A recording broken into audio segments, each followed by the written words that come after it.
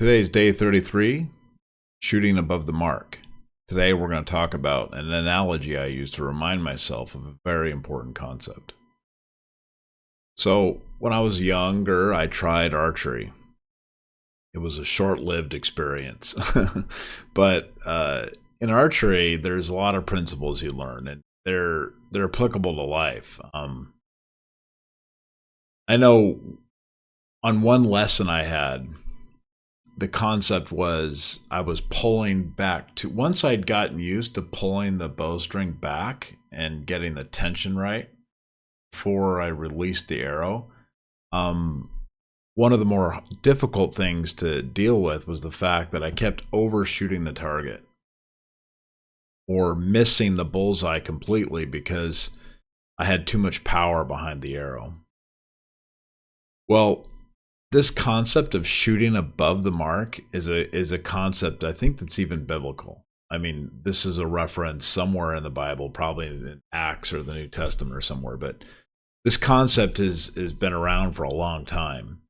It's the idea that in archery, you oftentimes shoot above the mark because you're just trying too hard. And so that's what today's discussion is about. This analogy helps remind me that when I get involved in doing something, or I try something new, or I've tried to start a new business, or I try to start some new personal transformation in my life, I have a tendency to put way too much energy and effort in planning the exercise, and therefore, when I launch the new transformation, I end up shooting above the mark. This has personal and professional context. Really, at the end of the day, success in business is actually pretty simple. There's just a few core concepts that if you do right, you will be successful. Now, there may be various levels of degree of success, but success is actually not that difficult to come by. What's hard is just sticking to the basics. There are fundamental basics required in any business enterprise you engage in. Now, it'll vary depending on the type of business, but most likely, if you do your research, you will discover what the 3 or 4 things are that you have to do right in order to be successful at your business. I was at a restaurant the other day, last night, and the restaurant owner or the manager there was having a tough time. I mean, could not get people seated fast enough. The food was delayed coming out. The waitresses didn't know where their seat assignments were. The hostess was freaking out because she was placing people and nobody was serving them. And it was just a chaotic mess. And I thought, this is a perfect example where, and now the reason why it's a perfect example is because they clearly put a lot of time in preparing for Veterans Day. They had signage and posters out and pictures of veterans, and then they had all this regalia everywhere and window dressings. I mean, they'd spent a lot of time on preparing for Veterans Day traffic. So that they got that, but what's interesting is they shot way above that mark. In order to be successful on Veterans Day, what they really needed was to be really good at the basics of getting people seated, getting their orders, cooking that food, providing them the order, and being as efficient as possible so you can move people through the restaurant. I saw as I was sitting there, by the way, it took us like 40 minutes to even get an order in. And I was sitting there and I was watching people come in, put their name in, and then slowly they started leaving and going to a restaurant next door.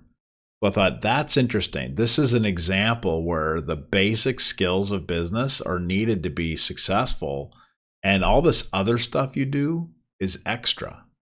And this is really applicable to my own personal life. I mean, thousands of times I've created some new big initiative and I've really put a lot of effort into the launch, only to come to find out that I was shooting way above the mark. It was way too difficult. I did have zero foundation, and consequently I just fell apart and crumbled. You can master these basic skills pretty easily. The problem is we don't focus on the right skills to master. And that's really the art form here to success. It's figuring out what you need to do to be successful, which is not that hard today. I mean, when I was younger, it was a little harder.